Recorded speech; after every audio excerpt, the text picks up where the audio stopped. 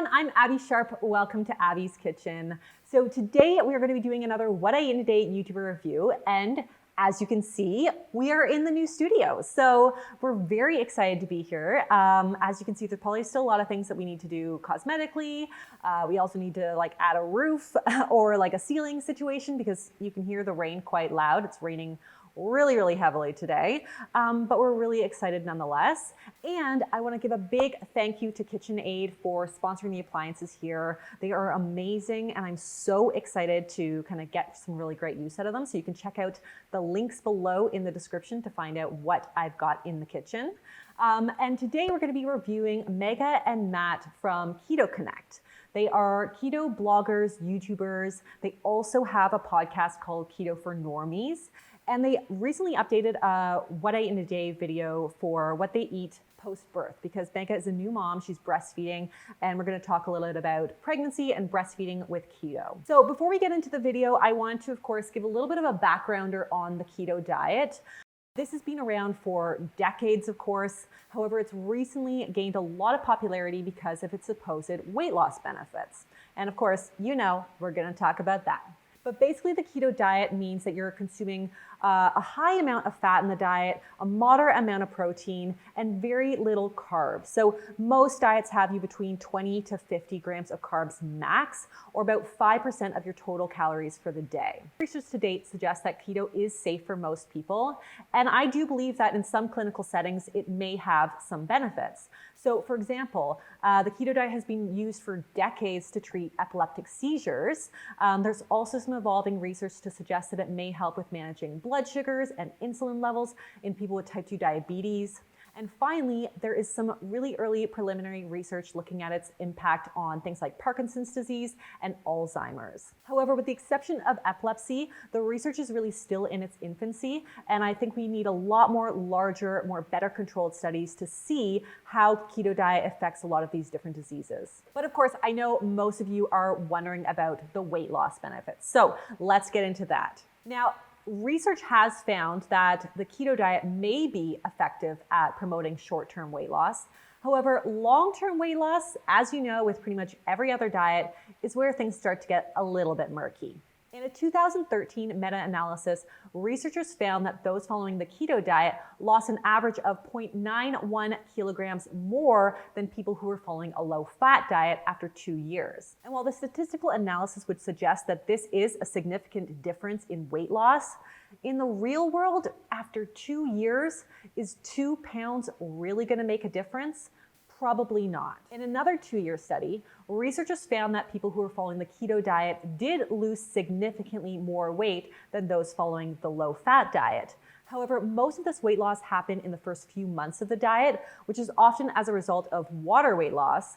And not surprisingly, there was some weight regain the longer the person stayed on the diet. This study also had a really high dropout rate, suggesting that the keto diet is often one that a lot of people cannot maintain in the long term. Listen, if you want to do the keto diet for whatever reason, you do you. If it really improves your well-being, your health, and your life in general, amazing. However, I do have some issues when it comes to doing the keto diet while pregnant or breastfeeding, which is what Megha practices herself. But before we get into the What I Eat in a Day that was shot post-pregnancy while breastfeeding, I want to talk about why it is contraindicated to be doing keto while with child. First of all is potential nutritional deficiencies. So one major red flag when it comes to any diet during pregnancy is the concern over getting adequate nutrition to both mother and fetus, particularly with nutrients like folate. Now, folate is a B vitamin that is found predominantly in things like whole grains, and that's really imperative to preventing neural tube defect. Theoretically, this really should not be an issue on keto because folate is also present in a lot of keto-approved foods like leafy greens, asparagus, broccoli, and eggs. However, in a study with over 11,000 women, they found that those who were following a low-carb diet had less than half of the average folic acid intake as those who consumed carbs. Furthermore, they found that those who were on a low-carb diet had 30% higher chance of having an infant with neural tube defects. And this study defined low-carb diet as 95 grams of carbs per day or less. I mean, Most keto diets have people on 20 to 50 grams of carbs per day. So you can see where my concern lies. They also found that those who had planned pregnancies who also followed a low-carb diet did not see that increased risk of neural tube defects. In other words, this could be a moot point as long as you're taking your prenatal supplement with at least 400 micrograms of folic acid, ideally before conception even begins, which I've talked about prior in other videos, as well as getting in those vegetables that we just talked about. Number 2, constipation. Now, constipation is a side effect that's very common in both the keto diet and in pregnancy in general, mainly because a lot of high fiber foods tend to be higher in carbs. So think things like whole grains and legumes and some fruits and some vegetables. While fiber is not considered a carb on keto, a lot of people who are following a low carb diet or keto diet do tend to feel constipated and not be getting enough fiber simply because they're avoiding a lot of those high fiber foods. If you're following a keto diet, make sure that the carbs that you do choose are higher in fiber and also that you're getting in lots of those fiber-rich veggies. Not to mention, you definitely also want to be getting in lots of water and exercise. Number 3 is fetal development concerns. We do know that in general, infants' brains depend on glucose for energy. So we don't know if forcing them to convert to ketone energy will have any adverse effect. However, in one mouse study, they found that when mice were put on the keto diet and then got pregnant, they had a higher likelihood of having embryos with abnormal sized organs. So we saw enlarged hearts or smaller brains, all of which of course have health implications. While this is clearly a concern and obviously sounds really, really scary, I would say that we really just don't have any evidence to suggest that this would happen necessarily in humans. And because we don't have that research, we really cannot say for certain whether or not the keto diet is safe in pregnancy. Finally, pregnancy is just not the time to be going on a weight loss diet. Now, I'm not suggesting necessarily that this is Megha's goal here. I know she was kind of on a keto diet before she was even pregnant. However, I just want to flag this as a general kind of piece of information to take into consideration when you're thinking about going keto while you're pregnant. So generally, as we know, pregnancy is a time where we're actually encouraged to gain weight. Remember, you are trying to grow another human at the same time as you're trying to nourish your own body. If you're losing weight while pregnant, you're definitely running the risk of not providing enough nutrition to both you and babe. Of course, always speak to your healthcare provider first. However, it's my professional and personal opinion that if you are thinking about doing keto to lose weight and you're pregnant, now is just not the time. Now is ultimately not the time to be making any kind of drastic changes to your diet or exercise regime. Okay, so let's take a look at where Megha is today with her breastfeeding and keto journey. I had a bulletproof decaf coffee with a tablespoon of coconut oil, a scoop of MCT oil powder, and a scoop of collagen in this cool Yeti mug I got from Matt. Yeti's so overpriced. Because there's knockoff ones that are like 1/3 the price that are the exact same. So right off the bat, Megha is having some decaf coffee, which is great. However, I want to just flag that you don't need to necessarily be avoiding caffeine if you're nursing or pregnant. Thank God. The recommendation is to just limit yourself during pregnancy and breastfeeding to about 300 milligrams of caffeine per day, which works out to be about 2 to 3 cups of coffee depending on the brand. So when it comes to the supplements, I find some of these are kind of overkill. So MCT powder is a medium chain triglyceride powder that's absorbed differently and more easily than longer chain fatty acids that are found in a lot of different foods. That combined with the coconut oil, which is pretty much being praised because of its medium chain triglycerides, seems kind of redundant to me. I kind of just think like one source of fat per cup of coffee would probably be okay. So the collagen powder is derived from the most abundant source of protein in the body. So it doesn't really provide any fat. However, it does provide a little bit of protein in there. And there's a lot of debate over the merits of collagen powder. However, some research does suggest that it may have some benefits when it comes to joint health and skin health. Okay, so let's take a look at what Megha is having for breakfast. It really holds anything together. It's like 8 calories, 0 carbs. It's basically just good for filling. Doesn't really taste like much either. I love making breakfast tacos, so this is perfect for that. I think for 12 of them it was like $5 or $6. So yeah, this is 6 eggs. I cooked it in the bacon fat, and then it's 3 slices of bacon, and I also did some turkey. It was like lunch meat style turkey. Yeah. basically just plate these up. I also took my cod liver oil and vitamin D. I take those most days. So then for me, this is key right here. Green salsa. I'm all about the green salsa. It's a little spicy. Red salsa is for suckers. This isn't really salsa though. I guess this is Tabasco. Green pepper sauce. It's more mild than normal Tabasco. I like it though. And just a little bacon and turkey on there. You gonna shove in my shirt? Eat local? Yeah. You're one of those people now? No. What is it? Eat local breast milk. So first of all, $6 for like 12 little egg wraps that apparently don't taste like anything seems excessive. But let's talk about the meal itself. So there's quite a lot of protein going on here. Most people can only digest about 20 to 30 grams of protein per sitting or per meal. And this has about twice that. So I do question how well it's being digested. I would also love to see a little bit less sodium.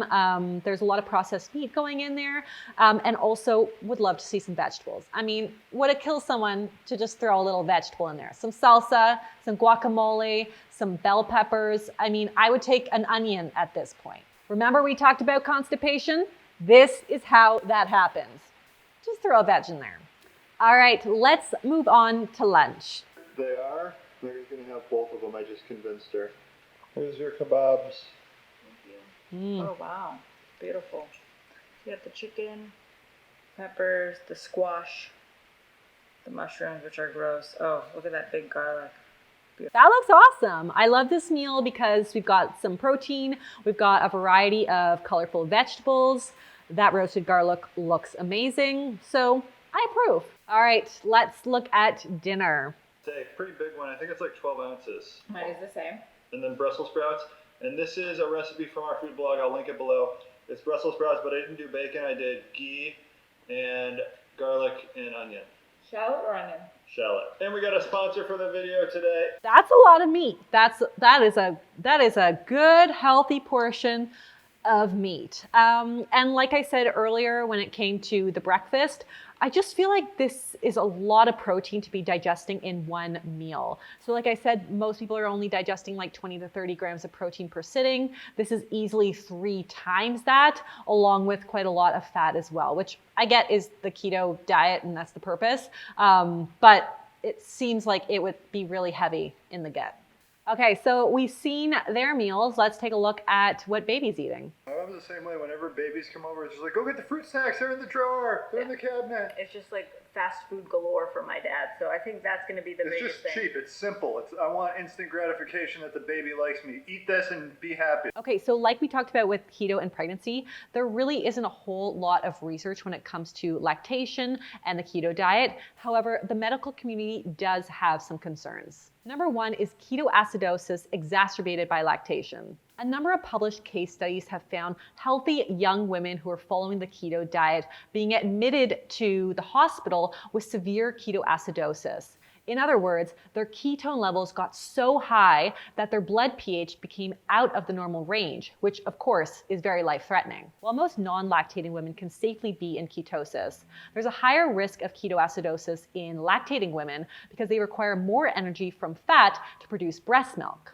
So they're already burning fat, and by default, more ketones are produced, which creates an acidic environment, and as a result, ketoacidosis. So next, let's talk about the impact of the keto diet on breast milk composition and the nutrition for the baby. So in one study, they looked at mice who were put on a ketogenic diet while lactating to see if the breast milk nutrition affected the nutrition of the baby. The lactating mice who were on the keto diet experienced severe physiological stress and ketoacidosis.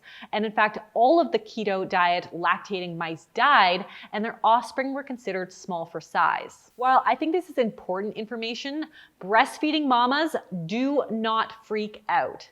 This is not meant to scare you or mom shame you. I mean, we all have a mother-in-law for that. This is just meant to share some really preliminary information. And basically, this is all we have.